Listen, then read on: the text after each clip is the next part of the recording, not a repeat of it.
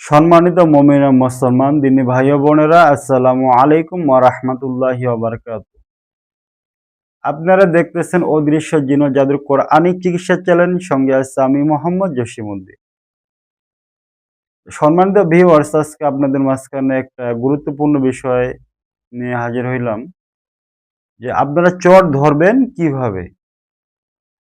এটা কিন্তু অনেকেরই ইচ্ছা যে চট ধরা কিভাবে যায়, অথবা চোরদেরকে অবশ্যই ধরতে হবে, অথবা যাদের বাসায় চুরি হয় তারা বিভিন্ন যারা আমাদেরকে লক করেন যে হযরত আমাদের বাসায় চুরি হইছে, এই মালটা আমরা কিভাবে ফেরত পাবো অথবা চোরকে কিভাবে ধরবো। তো এই বিষয় নিয়ে কয়েকদিন আমার কাছে অনেক ফোন আসছে, যার কারণে আমি চিন্তা করলাম যে এই বিষয়টা নিয়ে একটা ভিডিও করার দরকার। যাই হোক হযরত, চোর ধরার নিয়ম ও পদ্ধতি সর্বপ্রথম আপনি এক চাউল নেবেন। চাউলটা হবে, আমরা উত্তরবঙ্গের লোক বলে থাকি আলো চাউল অথবা পোলার চাউল যেটাকে বলা হয়। ভাতের চাউল না, পোলার চাউলটা নেবেন। পোলার চাউলটা নিয়ে মিনিমাম একটু নেবেন, আইডিয়া করে নেবেন যে আপনাদের যাদেরকে সন্দেহ হবে, অথবা এই, আপনি যে আনুমানিক যতজনকে খাওয়াবেন ওই হিসাব করে আপনি চাউলটা নেবেন। বেশি না, অল্প পরিমাণ একজনকে দিবেন। এই অনুযায়ী আপনি কতজনকে খাওয়াবেন ওই হিসাবে আপনি চাউলটা নেবেন। চাউলটা নেওয়ার পর একজন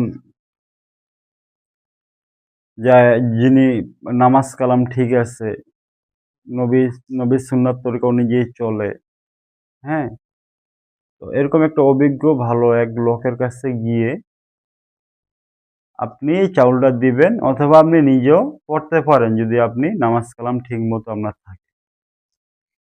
তো যাই হোক, চাউলটা পড়ার নিয়ম ও পদ্ধতি হচ্ছে যে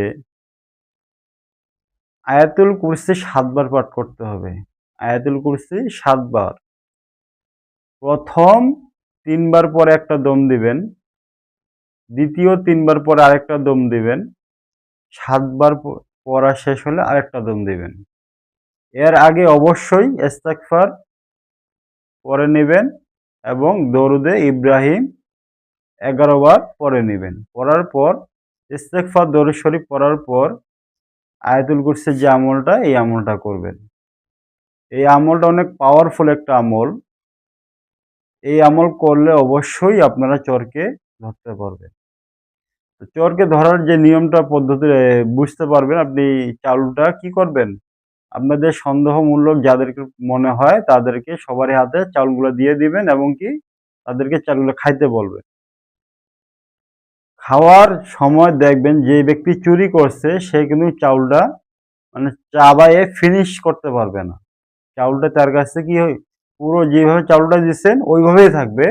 চাউলটা সে চাবায়ে ফিনিশ করতে পারবে না, চাউলটা সে গিলতেও পারবে না। চাউলটা তার মুখেই থেকে যাবে। কিন্তু বাকি অন্যান্য যারা আছে তারা দেখবেন চাউল মানে চাবায়ে গিলে ফেলছে অথবা খাইয়ে ফেলছে। কিন্তু যে ব্যক্তি চুরি করছে সে চাউলটা চাবাইতেও পারবে না, চাউলটা গিলে খাইতেও পারবে না। অবশ্যই সে চুরি করছে। এটা একটা পাওয়ারফুল পরীক্ষিত আমল। তো সবথেকে ভালো হয় যারা আয়াতুল কুরসির জাকাত দিয়ে রাখছেন তাদের ক্ষেত্রে সবথেকে পাওয়ার বেশি হয়। তো সমস্যা নেই, আয়াতুল কুরসির আপনার যদি খাস নিয়তে আমলটা করেন, ইনশাল্লাহ আমি আল্লাহর কাছে আশাবাদী আপনারা সাকসেস হবে। তো হযরত, আমলটা আপনারা যারা করবেন তাদের কাছে একটা রিকোয়েস্ট থাকবে আমার যে, যে ব্যক্তি চুরি করেছে সেই ব্যক্তিকে আপনারা, যেহেতু সে চুরি করছে সে অবশ্যই অন্যায় করছে, তো আপনারা নিজে তাকে মারবেন না অথবা তাকে কোনো কষ্ট দিবেন না, আইনের আশ্রয় তাকে তুলে দিবেন। এটা আপনাদের কাছে একটা আমার রিকোয়েস্ট থাকবে।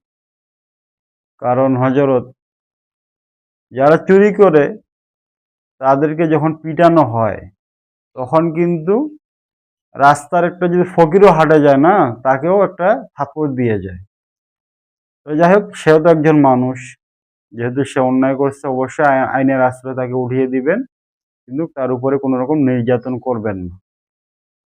যার কারণে এই ভিডিওগুলো আমরা খুব সহজে দিতে চাই না। যাই হোক আপনাদের কাছে দিলাম, কিন্তু আপনাদের কাছে এই অনুরোধটা আমার থাকবে। আজ এই পর্যন্তই। আসসালামু আলাইকুম ওয়া রাহমাতুল্লাহি ওয়া বারাকাতুহু।